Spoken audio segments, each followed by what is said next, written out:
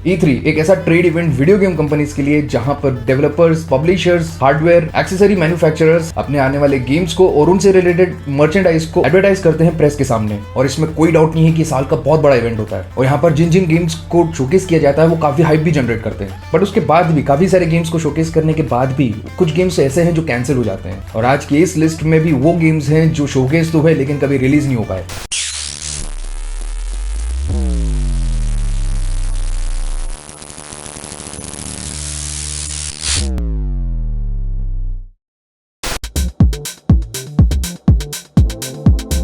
100 bullets जो कि based था इसी नाम की ग्राफिक नॉवल सीरीज पर। वैसे 100 बुलेट एक stylish third person action game होने वाला था और जो कि काफी ज्यादा सिमिलर था मैक्स पेन के, और इसने 2004 के E3 में काफी न्यूज भी बटोरी। और जो लोग इसके गेम प्ले और विजुअल से इंप्रेस हुए थे वो तो इसको शो का one of the best game बता रहे थे। बट सैडली 100 बुलेट्स को उसके डेवलपर और पब्लिशर्स अक्लेम एंटरटेनमेंट ने उसी साल बाद में कैंसिल भी कर दिया। वैसे देखा जाए तो इन कई सालों में इसके लाइसेंसिंग और इसको रिवाइव करने की न्यूज आती रहती है, बट अगर अभी देखा जाए तो इससे रिलेटेड कोई रिसेंट और कॉन्क्रीट न्यूज नहीं मिली है। और वैसे इसके कैंसिल होने का अगर रीजन देखा जाए तो वो था फाइनेंशियल ट्रबल्स।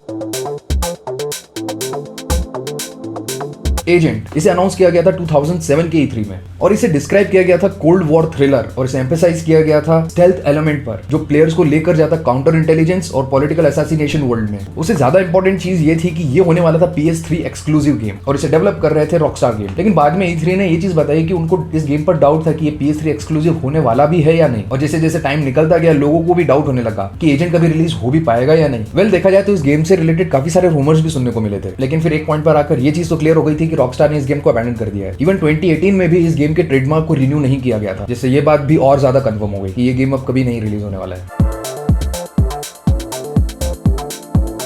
ये बात है अर्ली 2000s की, जब वर्ल्ड वॉर 2 शूटर गेम्स बहुत ज्यादा पॉपुलर हो रहे थे और देखा जाए तो ये शूटर गेम्स का एक गोल्डन एज चल रहा था। और गियरबॉक्स की Brothers in Arms one of the best premier shooter game series थी मार्केट में। इसकी स्टोरी टेलिंग से लेकर इसके कैरेक्टर्स सब टॉप नॉच थे। मतलब कि वर्ल्ड वॉर 2 में वेस्टर्न यूरोप में फ्रंट लाइन में रहना कैसा होता था ये उसका एक रियलिस्टिक पैकेज था और ये गेम उसी सारे सिनेरियो को रिक्रिएट करता था। बट फिर E3 2011 में ये गेम सीरीज अपने ट्वाइलाइट ईयर्स में आ चुकी थी और धीरे धीरे ये रिप्लेस होने लग गई थी कॉल ऑफ ड्यूटी से। लेकिन इन सब के बाद भी गियरबॉक्स ने उसी साल यूबीसॉफ्ट कॉन्फ्रेंस किया एक बहुत ही different Brother in Arm games को, जिसमें था एक लार्जर देन लाइफ कैरेक्टर जो था मर्डरस रैम्पेज पर नाजीज के अगेंस्ट। जिसे देखकर एक चीज तो कंफर्म हो गई थी कि ये गेम क्विंटन टैरेंटिनो की हिट मूवी इंग्लोरियस बास्टर्ड पर बेस्ड है और ये उसी मूवी सीरीज पर कैश करना चाहता है। लेकिन गियरबॉक्स के प्रेसिडेंट के अकॉर्डिंग स्टूडियो ने बाद में ये डिसाइड किया कि furious 4 brother in arm series में कहीं भी फिट नहीं बैठता है। कुछ टाइम के लिए इसको भी ट्राई किया गया कि इस गेम को एक न्यू IP की तरह बनाया जाए, बट फिर गियरबॉक्स ने उसी साल इस गेम को कैंसिल कर दिया और बैटलबॉर्न पर फोकस किया।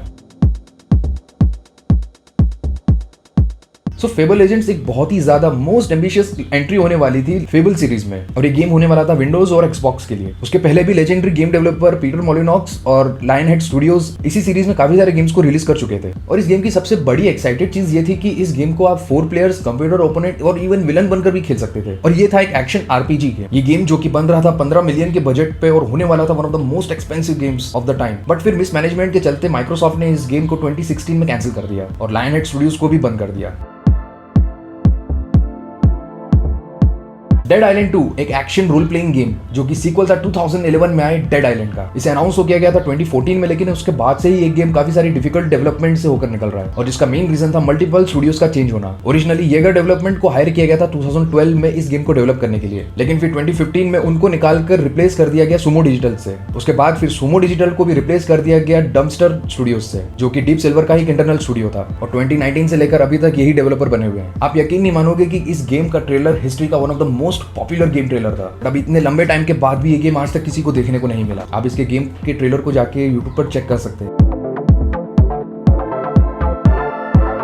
THQ The Avengers। THQ अगर आपको ये नाम सुना सा लगता है तो मैं आपको याद दिला देता हूँ। अगर आपने PS2 पर WWE SmackDown Here Comes the Pain खेला है तो ये उसी के डेवलपर है। सो बात है 2012 की, जब पब्लिशर THQ ने प्लान किया था The Avengers गेम को रिलीज करने का, वो भी उसी टाइम पर जब मार्वल स्टूडियोज की The Avengers रिलीज होने वाली थी। मजे की बात तो ये थी कि ये गेम एक फर्स्ट पर्सन एक्शन गेम होने वाला था और जो लॉन्च होता Xbox 360, PS3, Nintendo Wii और PC पर। वैसे ये गेम डायरेक्टली मूवी की स्टोरी लाइन को फॉलो न करते हुए होने वाला था सीक्रेट इन्वेजन की स्टोरी स्टोरी लाइन पर बेस्ड। बट फिर 2013 में होम फ्रंट और यूड्रो स्टूडियोज के फेलियर के बाद फाइनेंशियल इश्यूज की वजह से THQ शटडाउन हो गई और ये एवेंजर्स गेम प्रोजेक्ट भी वहीं कैंसिल हो गया। कंपनी के क्लोजर की वजह से इनकी काफी सारी प्रॉपर्टीज को ऑक्शन कर दिया गया और काफी सारे एसेट्स को दूसरे पब्लिशर्स को बेच दिया गया, जिसमें से यूबीसॉफ्ट ने काफी सारे गेम्स के कॉन्सेप्ट को अक्वायर कर लिया, जिसे बाद में वो यूज करके Marvel Avengers battle of earth game बनाने का प्लान कर रहे थे, जो कि था एक मोशन गेम Xbox 360 और Nintendo Wii के लिए।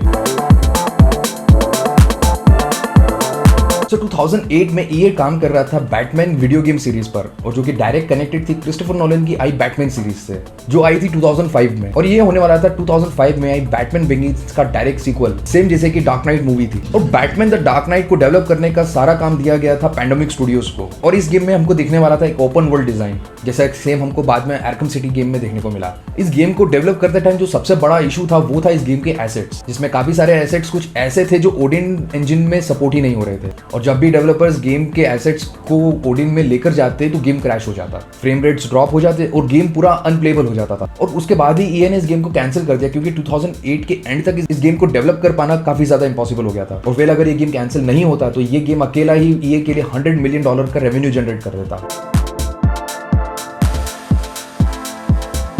डूम 4 कभी रिलीज तो नहीं हो पाया जिस तरह से इसको प्लान किया गया था, लेकिन इसने एक ऐसा ग्राउंड वर्क कर दिया था जो 2016 में डूम रिबूट के काम आया और जिससे वो हिट हुआ। 2011 में डूम 4 को एक सिनेमैटिक अप्रोच दी जाने वाली थी और इस गेम की पूरी स्टोरी बेस्ड होने वाली थी अर्थ पर, लेकिन इसका जो मेन इशू था वो था इसका डेवलपमेंट। कुछ सोर्सेस ने बाद में ये बताया कि ये गेम काफी ज्यादा सिमिलर हो गया था कॉल ऑफ ड्यूटी से, और दूर दूर तक ये बिल्कुल भी डूम जैसा नहीं लग रहा था जैसा कि फैंस चाहते थे। कुछ यूजर्स जिनको इनका अर्ली डेवलपमेंट खेलने को मिला, उन्होंने बताया कि इस गेम में डूम जैसी कोई बात ही नहीं बची और इजिली ये वो गेम बन चुका था जिसे हर कोई हेट कर सकता है। उसके बाद फिर ID सॉफ्टवेयर ने इसको कंटिन्यू करने के बजाय इसको रिबूट करने का सोचा और फिर 2016 में डेवलप किया डूम और उसके बाद डूम इटर्नल्स।